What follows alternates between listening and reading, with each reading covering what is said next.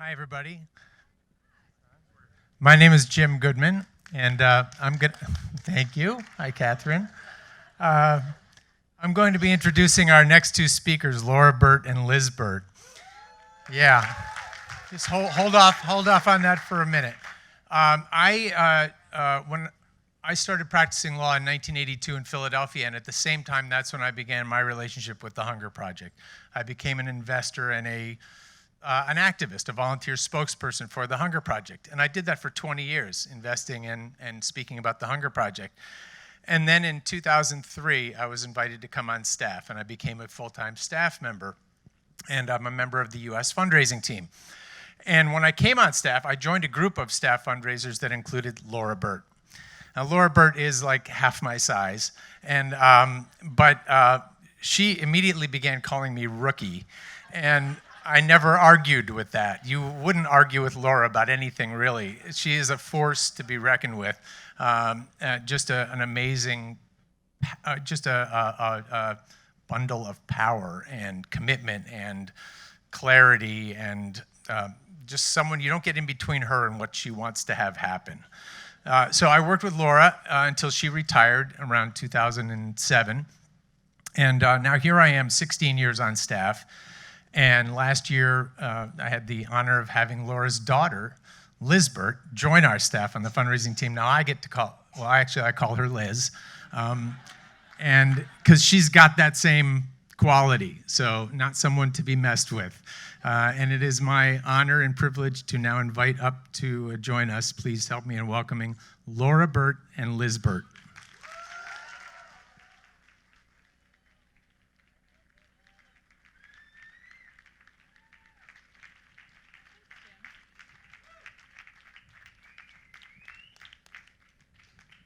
We're just going to switch the music stands really quickly.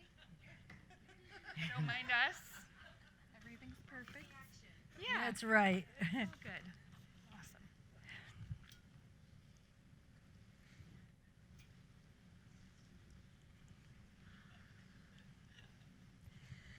For me, and some of you in this room, a vision of a world free from hunger was an idea whose time had come. A bold idea that before we took a stand together was nowhere near the public narrative. From our collective courage, from our thousands and thousands of conversations, from Venice Beach Pier to the parks in downtown Los Angeles, to the streets of San Francisco, and from there out into the world, from London to Stockholm, to Mexico City, to Tokyo, we caused a shift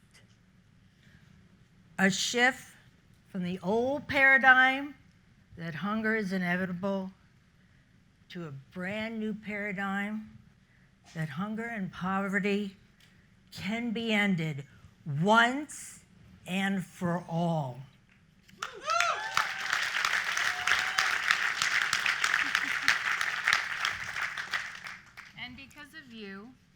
And because of you, I was born into a world where hunger is ending, where the end of hunger has always been a possibility.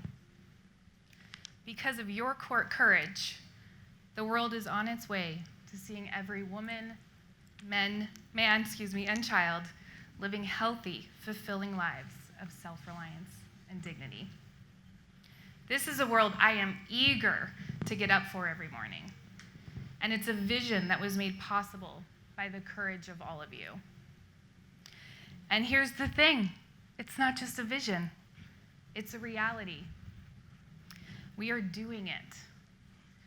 In the last 30 years, the world has gone from 35,000 children dying each and every day of hunger-related causes to, at this point in history, 8,000 children are dying each day. Still too many, but a drop of 70%.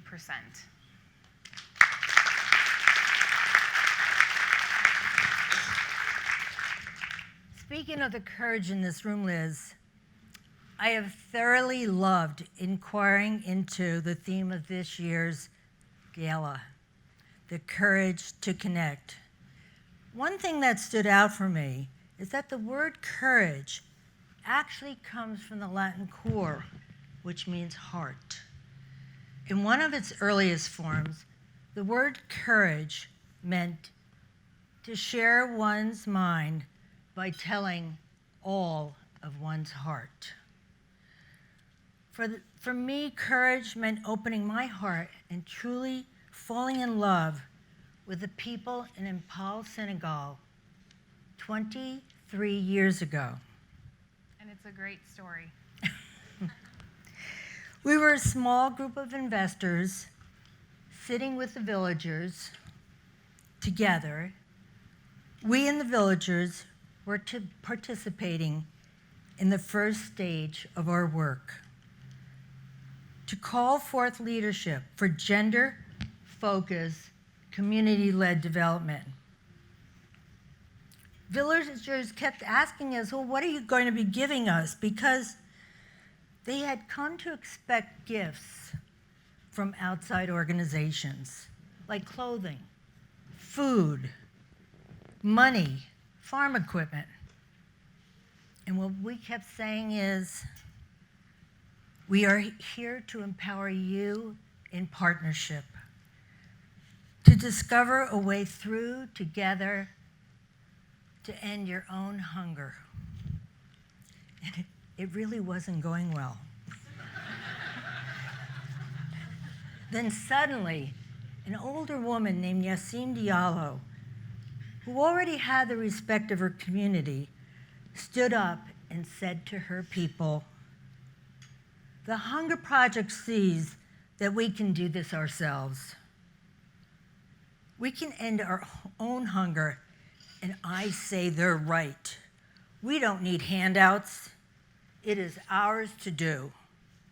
And I say, we can do it." Her standing up like that, speaking from her heart to her people, is to me what courage looks like. 6 years later, when I revisited that region with another group of investors, Yassim was there. She had become the president of the Hunger Project's first epicenter, a hub of community vision, commitment, and action, 10,000 people strong, ending their own hunger.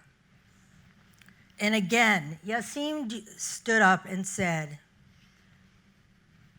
"I know you see buildings here, like food banks, a health clinic, a microfinance bank, a primary school. But what I want you to know is that before the Hunger Project came, when times were lean, in order to feed our children, we had to beg from tourists coming through Impal. You have empowered us to regain our dignity." And I'll never forget those words. You have empowered us to regain our dignity. Beyond ending hunger, we are restoring the dignity of our human family. When Yassim's dignity is restored, my dignity is restored, and your dignity is restored.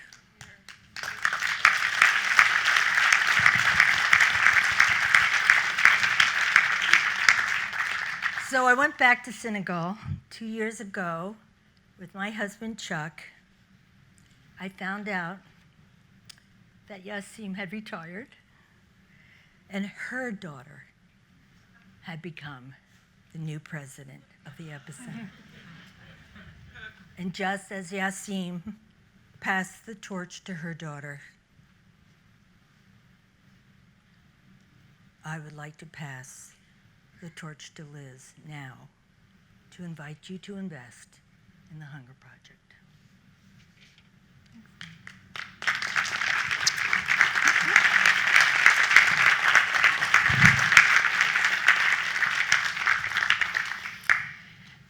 look around the room, I can't help but notice the different generations being represented here tonight. What's clear to me is it's time for us, the younger generation, to finish the job. We have a real opportunity here to be bold and look to who we can be for the possibility and the reality of ending hunger. Tonight, we have heard the deep individual impact our commitment to human dignity, gender equality, empowerment, and transformative leadership has had on people like Patty, Victor, Hansa, and Yasim. And we've heard the far-reaching impact that our Hunger Project has had in reaching millions. So we are inviting you, we're inviting everyone to find the courage to connect to these women and men who are on the forefront of ending their own hunger. We are inviting you to connect to your heart's longing for our world. We are inviting you to invest yourself and your resources. Investment means there's something in it for you.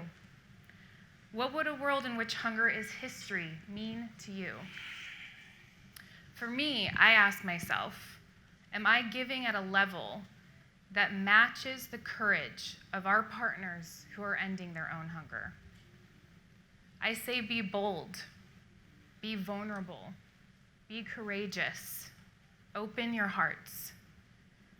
We need everyone's participation and partnership to ensure this task gets done. That every woman, man, and child leads a healthy, fulfilling life of self-reliance and dignity. So I ask, please pick up your pledge card at your seat and take a moment to look and see what amount speaks to you. What will your impact be for the end of hunger? An investment in the Hunger Project is a promise for the future. I will give you all a few minutes. Once you've finished filling out your pledge card, please hold it up, and a volunteer or staff member will come get it from you. Thank you.